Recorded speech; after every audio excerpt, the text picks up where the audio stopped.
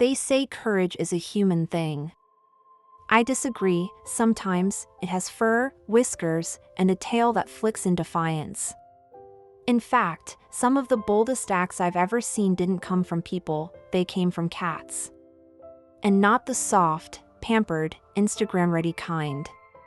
I'm talking about survivors, protectors, and quiet heroes who face down fires, freezing nights, and threats twice their size. And here's the part most folks miss: these aren't just cute stories to make you smile. Each one holds a lesson that could change how you handle your own toughest moments. You'll see how quick thinking can outpace fear, how resilience can be built without a safety net, and why loyalty might be the most powerful form of courage you'll ever carry. These lessons aren't locked in fairy tales, they're alive, and you can apply them today. But here's the catch: once you hear them, you can't unhear them. They'll stick with you the next time life throws you into a smoke-filled hallway, a cold, empty street, or a situation where standing still isn't an option. And when that day comes, you might just surprise yourself and act before you even think. So, let me introduce you to 3 unlikely teachers, each with a story that will shift the way you see courage forever. And trust me, after meeting them, you'll never look at an ordinary house cat the same way again. Max wasn't your average cat. He had that sharp, almost knowing gaze, like he could read your mind, and a kind of bravery you wouldn't expect from such tiny paws. That night, the fire didn't knock, it barged in like a silent thief, filling the hallway with smoke.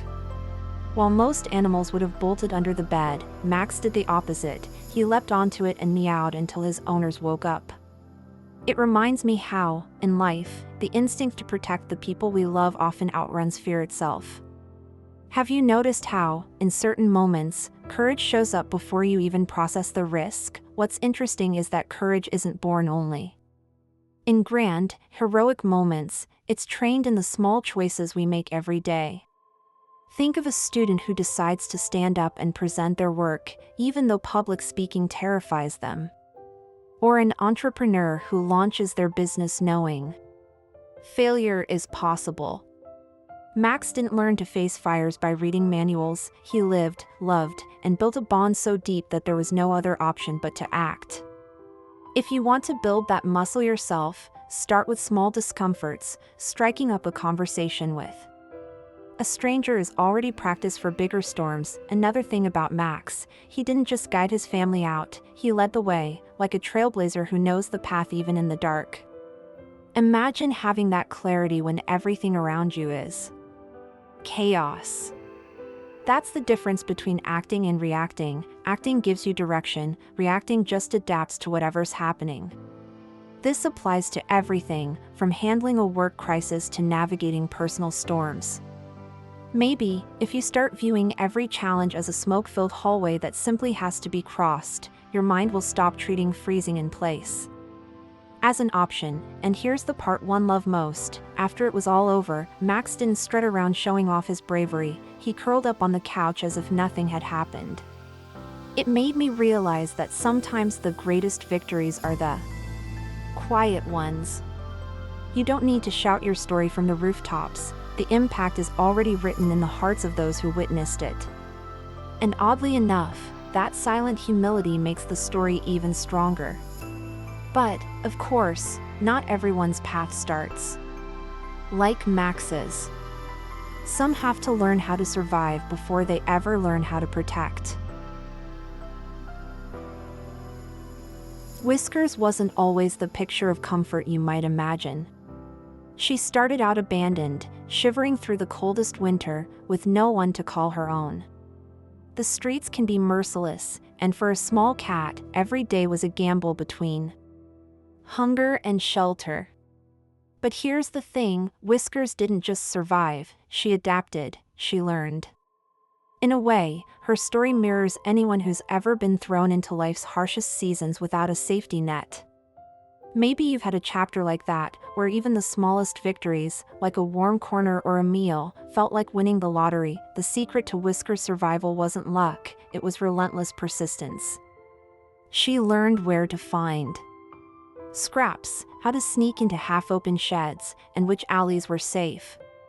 People often underestimate how much determination plays into survival. In real life, that could mean taking any job you can to cover rent, or learning a skill at night while working during the day. I once knew a man who built an entire career starting from fixing old furniture in his garage, because when you're determined, you don't wait for perfect conditions. You work with what you've got. Over time, Whiskers' resilience began to change her story. She didn't just find shelter, she found trust again. A kind family noticed her lingering near their porch and began leaving food out. Slowly, the walls she had built for survival started to lower. This is something we often forget. Survival is about staying alive, but thriving is about opening yourself up to something better. And in both cases, it's rarely a dramatic moment, it's a series of small, almost invisible steps that lead you there. What's truly inspiring is how Whiskers' journey proves that self-worth is non-negotiable, even when the world tries to strip it away. She didn't see herself as just a stray, she carried herself like she belonged somewhere, even before she found her family. That's a lesson for anyone feeling unseen. You have to own your value before others can recognize it. And yet, survival isn't the only test of character.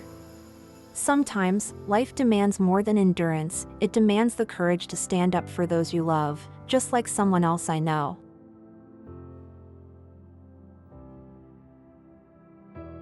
Oliver was small enough to fit in the crook of your arm, the kind of cat most people would call adorable rather than fearsome. But when danger came knocking, more accurately, when it cornered his owner, Oliver didn't hesitate. He didn't pause to calculate his odds or weigh the risks, he just leapt forward, a blur of fur and claws, positioning himself between the threat and the person he loved. Funny how loyalty works, it doesn't check your size, your age, or even your strength. It just shows up when it's needed, no matter how uneven the fight might seem. The thing about loyalty is that it's forged long before it's tested. Oliver's courage that day wasn't born in the moment, it had been growing in every shared meal, every gentle scratch under his chin, every quiet evening spent side by side. Humans aren't so different. Whether it's a friendship, a marriage, or a business partnership, trust is built in the ordinary, so it's ready for the extraordinary. Think about it, the people who will defend you in your darkest moments are usually the ones who've been showing up for you in 100 small ways you never even noticed. Oliver's act was more than just defense, it was a declaration: you matter more than my fear. Imagine carrying that principle into everyday life. What if you spoke up for a colleague being treated unfairly, even if it might put you in an uncomfortable spot? What if you set boundaries with someone crossing the line, knowing it could spark conflict? Courage in relationships isn't about grand gestures, it's about proving, over and over, that your loyalty outweighs your comfort. And here's the part that sticks with me: after the threat passed, Oliver didn't puff his chest out or demand praise.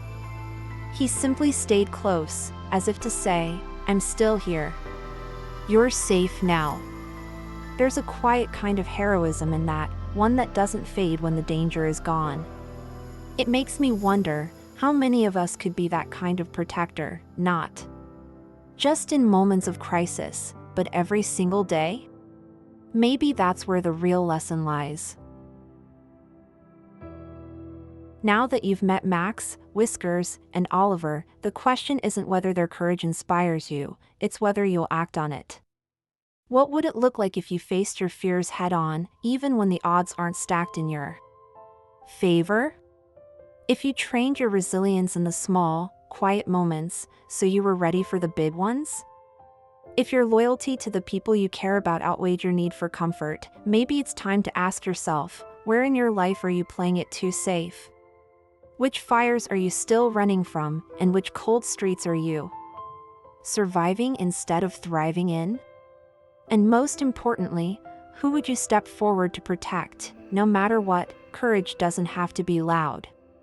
It doesn't have to be perfect. It just has to be yours. And the best part?